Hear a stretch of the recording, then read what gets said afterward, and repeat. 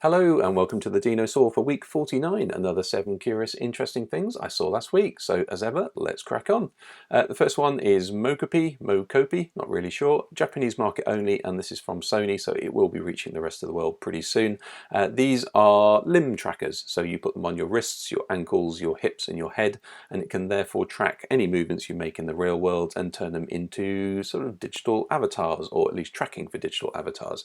So clearly you all dance like this in your living rooms, but it can also be used for fitness. It can also be used for things like meditation and those sorts of things, but medical as well, because this walks around with you, so you can walk out into the street, it tracks to your phone.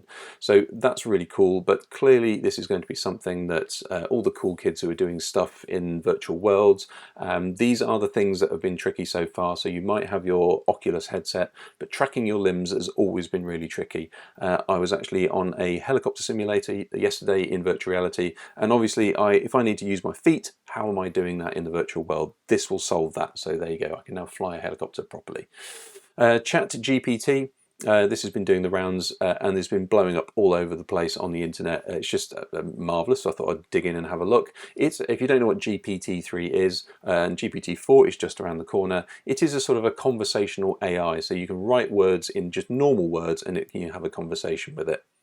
As you can see on the right hand side, I asked it write me a limerick about the metaverse being run by dogs, and it gave me a really good limerick. I also asked it, how do you measure innovation? So a businessy thing, and it gave me a really good reply as well. It talked about qual and quant and innovation metrics. Really, really interesting. I also noticed it can write code as well. So I just asked it, hey, write me a JavaScript function that had 100 dots that are randomly spaced on the screen, but they get bigger towards the middle of the screen on a black background in a HTML page. And it wrote it, and what you're seeing on the left hand side is it writing it in real time. I copy and pasted that and I stuck it straight in a HTML page, as you can see in the middle, and that's what it ran. So this is really, really incredible. So all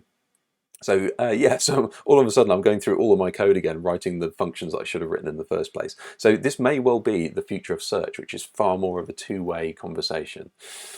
Disney have unveiled their aging algorithm, or process shall I say. So this is called FRAN, so this is a face re-aging network, and it uses a neural network to do that. Specifically StyleGAN2 was used to do this. Not really going to explain what that is, but essentially you then say, here's what an old thing looks like, make this thing more like that until it looks passable, and vice versa for young.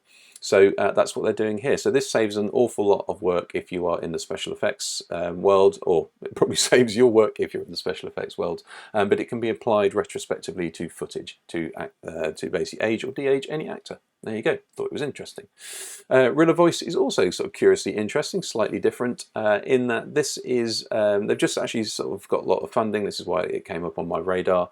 In that this looks at sales reps and how they close a sale, and actually what makes successful reps, and how to increase the success of any sale going ahead.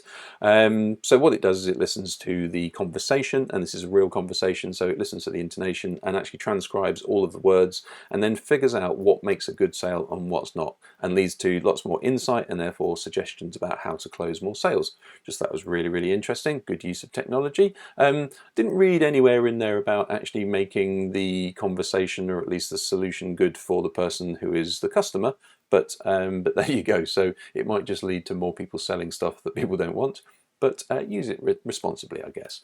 This is a really curious thing. It took me a while to get my head around this.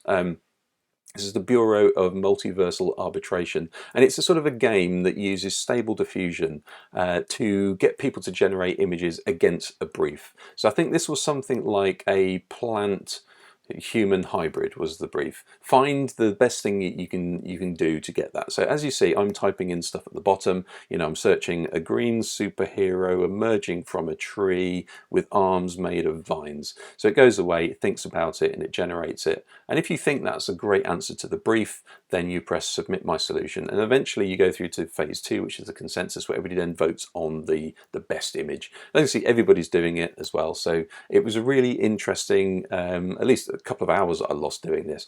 But what was really interesting was trying to get these engines to actually create what you want. It's not easy to do.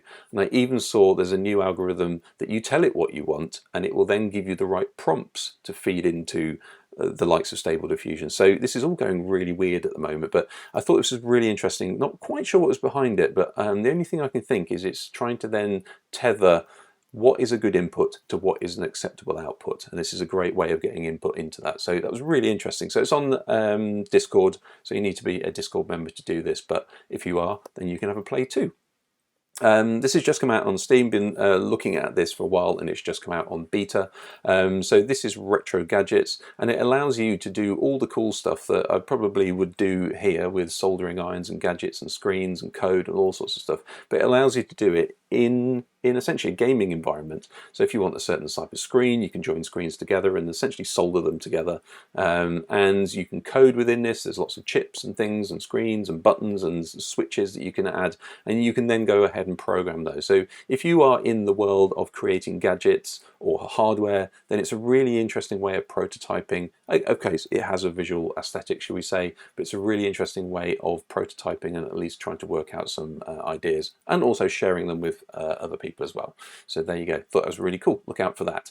And finally, this is the Nauti-Loo, which is originally from the Nautilus, but I think they've kind of missed that. However, what is essentially the perfect urinal? Now they used dogs weeing as the research for this, and apparently dogs cocking their legs can achieve a perfect 30-degree angle. And they didn't know it was a 30-degree angle until they actually then did lots of simulations on it, and that's what they realised. So glancing off a 30-degree angle is what dogs do when they cock their legs. And this urinal, which is the second one on the right-hand side, make sure that whenever let's just say a stream of water hits them, it is deflected at 30 degrees, and also because it's vertically adjustable, shall we say, then it works for a lot of different people as well. So every surface in that is perfectly generated for a 30-degree non-splash, and it actually reduces splashback by 50 times apparently, but there you go. So if you ever want to know what the perfect angle is, and I'm sure